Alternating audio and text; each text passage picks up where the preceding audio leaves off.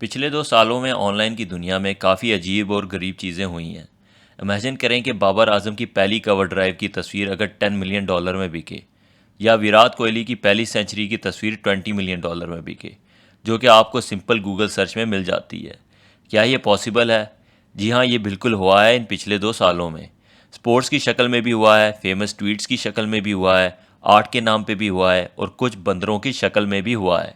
और इस राज के पीछे NFT है, यानी नॉट फिट टू वर्क।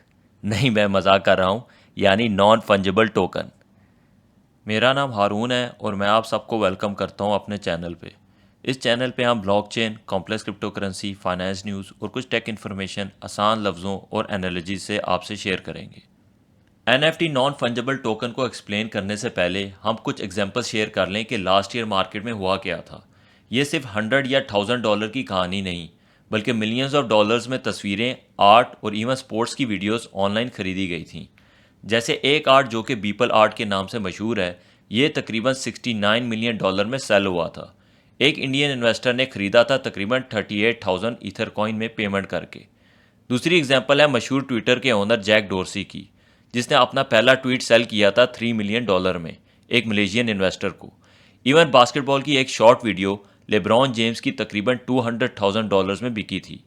यहाँ तक कि मशहूर मीम्स के ओनर्स भी अपनी NFT बना के बेच रहे हैं। जैसे हमारे भाई सरीम अख्तर, जो कि एक क्रिकेट वर्ल्ड कप मैच में मशहूर हुए थे। इनकी भी NFT के आर्ट का कलेक्शन बन गया है और हर एक तस्वीर की प्राइस है। अब सवाल हमारे जहन में यह आता है कि इन पिक्चर्स और वीडियोस की वैल्यूज़ इतनी ज़्यादा क्यों बढ़ी और इतनी महंगी क्यों सेल हुई। ये पिक्चर्स और वीडियोस आप गूगल से भी कॉपी पेस्ट कर सकते हैं, तो इनमें ऐसी क्या बात है? ये समझने के लिए हमें NFT समझना होगा। NFT कहते हैं नॉन फंजिबल टोकन को। ये 3 वर्ड्स हैं। पहले हम फंजिबल को समझ लेते हैं। अगर आप इसको गूगल करें तो आपको डेफिनेशन मिल जाएगी, replaceable by another identical item mutually interchangeable. यानी फंजिबल का मतलब है कि कोई भी दो आइटम्स आपस में आसानी से रिप्लेस हो जाएं, यानी मतलब है रिप्लेसेबल। मसलन अगर आपके पास $100 हैं और आपके दोस्त के पास भी $100 हैं और आप एक दूसरे से ये एक्सचेंज कर लें तो ये फंजिबल कहलाता है। या अगर आपके दोस्त $20 के 5 नोट से $100 एक्सचेंज करे तो ये भी फंजिबल कहलाएगा। यानी इन द एंड आप सेम $100 एक्सचेंज कर रहे हैं। क्रिप्टो की दुनिया में अगर आप एक बिटकॉइन एक्सचेंज करेंगे एक बिटकॉइन से तो ये भी फंजिबल है, क्योंकि दोनों in the end one bitcoin है, यानी ये रिप्लेसेबल है। इसको बेहतर समझने के लिए अगर हम एक और एग्जांपल किताब की लें, मसलन आपके पास हैरी पॉटर की किताब है और आपके दोस्त के पास भी हैरी पॉटर की सेम किताब है, तो ये दोनों भी रिप्लेसेबल यानी फंजिबल है। अब हम फंजिबल को पहले वर्ड के साथ कनेक्ट करते हैं, यानी नॉन फंजिबल का मतलब हुआ नॉन रिप्लेसेबल, या दूसरे लफ्ज़ों में किसी चीज़ का मतबदल ना हो। अगर हम हैरी पॉटर की बुक की ही एग्जांपल लें, आपकी बुक पे JK रोलिंग, जो कि बुक की ऑथर है, उसका ओरिजिनल सिग्नेचर है और आपके दोस्त की बुक में उसका कोई सिग्नेचर नहीं, तो आपकी बुक अनरिप्लेसेबल है आपके दोस्त की बुक से। यानी आपकी बुक नॉन फंजिबल है, या आसान लफ्ज़ों में ओरिजिनल है। इसकी एक मशहूर मिसाल मोनालिसा पेंटिंग की है, जो लियोनार्डो डी विंची ने बनाई थी। इसकी कॉपीज़ भी बहुत बनी हैं और सेल भी बहुत हुई हैं। यानी रियल लाइफ में काफ़ी चीज़ों की कॉपी होती है, तो इसको गवर्न या चेक कैसे करें कि ये असली है या नकली? तो यहाँ आती है ब्लॉकचेन टू द रेस्क्यू। यानी तीसरा वर्ड टोकन ब्लॉकचेन के ऊपर स्टोर रहता है। ब्लॉकचेन बेसिकली एक अकाउंट्स का लेजर है जो इंटरनेट पे है, जिसमें सारी ट्रांजैक्शन स्टोर्ड होती है परमानेंटली। बिल्कुल ऐसा ही है जैसे एक बैंक अकाउंट का लेजर होता है, लेकिन ये लेजर पब्लिक है इंटरनेट पे। यानी कोई भी शख्स चेक कर सकता है ट्रांजैक्शन को ब्लॉकचेन के लेजर पे। ब्लॉकचेन को अगर समझना चाहते हैं तो मेरी वीडियो ब्लॉकचेन पे ज़रूर देखें। तो वापस हम अपने तीसरे वर्ड की तरफ चलते हैं। टोकन बेसिकली इंक्लूड करता है आर्ट का डेटा और ओनर की डिटेल्स, जिसमें टोकन का नाम होता है, टोकन का सिंबल होता है और यूनिक हैश होता है ट्रैक करने के लिए। जब ये आर्ट के नाम से टोकन क्रिएट होता है तो ये टोकन स्टोर हो जाता है ब्लॉकचेन के ऊपर। अब ये आर्ट का टोकन आप अपने वॉलेट में स्टोर कर सकते हैं और चाहें तो मार्केट में सेल भी कर सकते हैं। यानी टोकन ब्लॉकचेन के ऊपर हेल्प करता है आर्ट को ट्रैक करने में और असली ओनर को कंट्रोल देता है आर्ट की ओनरशिप का। तो अब हमें नॉन फंजिबल टोकन क्लियर हो गया है। अब इसकी करेक्टरिस्टिक क्या है जिसकी वजह से इसकी वैल्यू इंक्रीज हो रही है? सबसे पहली करेक्टरिस्टिक है यूनिक, यानी इस आर्ट या वीडियो के अलावा कोई दूसरी ओरिजिनल आर्ट या वीडियो नहीं है। यानी बिल्कुल यूनिक है।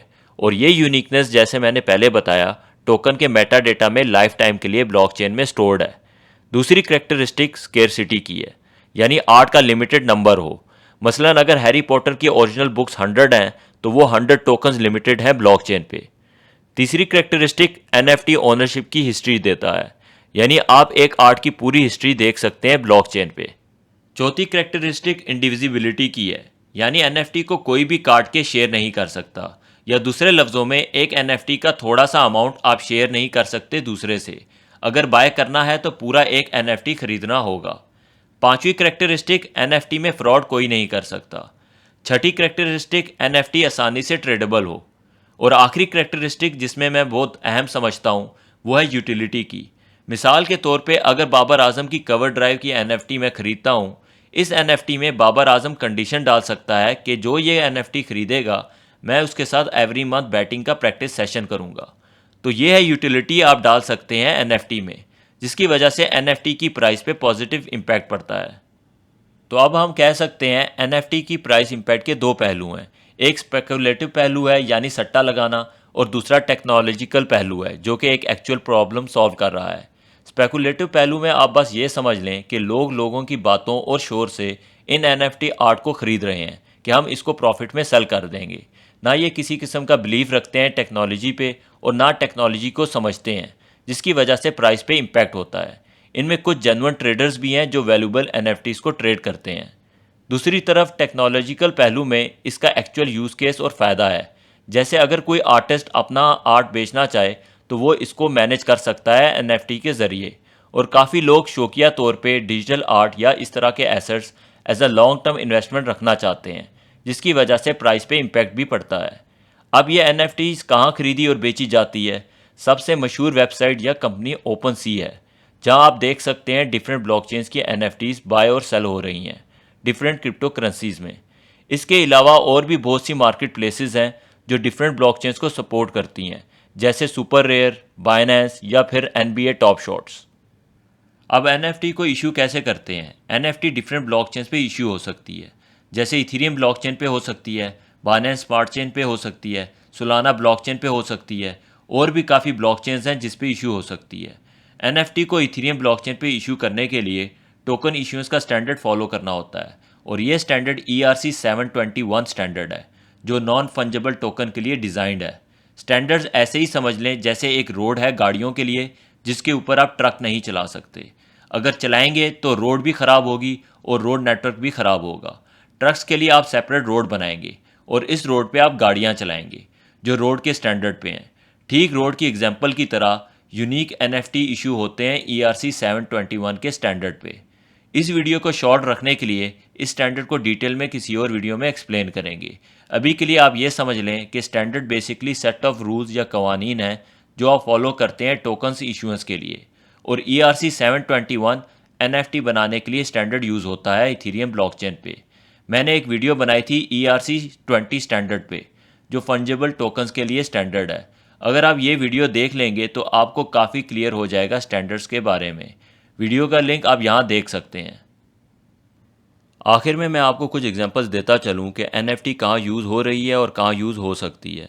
पहली एग्जांपल एनएफटी की इन्वॉल्वमेंट एक गेम डिसेंट्रलैंड की है, जहाँ आप वर्चुअल ज़मीन खरीद सकते हैं और ज़मीन एडवर्टाइजिंग के लिए किसी ब्रांड या कंपनी को दे सकते हैं। दूसरी एग्जांपल एनएफटी की इन्वॉल्वमेंट भी गेम्स में है। मिसाल के तौर पे अगर मशहूर गेम फोर्टनाइट या पबजी में कोई स्पेशल वेपन लेना चाहें तो आप उसको एज ए एनएफटी खरीद सकते हैं गेम में, यानी इस तरह की वेपन के ओनर सिर्फ आप होंगे और आप चाहें तो ये वेपन किसी दूसरे को सेल भी कर सकते हैं। तीसरी एग्जांपल एनएफटी की सिनेमा टिकट या एयरलाइन टिकट भी हो सकती है, क्योंकि टिकट सिर्फ एक शख्स के लिए है और यूनिक है, कोई दूसरा इसको कॉपी नहीं कर सकता। और जैसे मैंने बताया कि अगर बाबर आजम या विराट कोहली अपना एनएफटी लॉन्च करते हैं और वो चाहें तो इस एनएफटी में बहुत सी बेनिफिट्स डाल सकते हैं। मसलन इन क्रिकेटर्स के साथ batting practice session per month या क्रिकेट ग्राउंड की पवेलियन का फ्री एक्सेस, जिसकी वजह से वो लोग ये एनएफटी खरीदना चाहेंगे। ये चंद मिसालें और आइडियाज़ थे एनएफटी के बारे में। अगर आपके जहन में कोई आइडिया है तो नीचे कमेंट में शेयर कर सकते हैं। एनएफटी एक बहुत बड़ा सब्जेक्ट है और मैं समझ सकता हूँ बहुत लोगों के लिए कंफ्यूजिंग भी। होपफुली आने वाली वीडियोस में मैं आपसे और भी एनएफटी के बारे में डिस्कस करता रहूँगा। लास्टली इस वीडियो की इंस्पायरेशन आज़ाद भाई की वीडियो से थी। वीडियो का लिंक मैं डिस्क्रिप्शन में शेयर कर दूंगा। चैनल को सब्सक्राइब करना ना भूलिएगा। Thank you for watching and see you soon.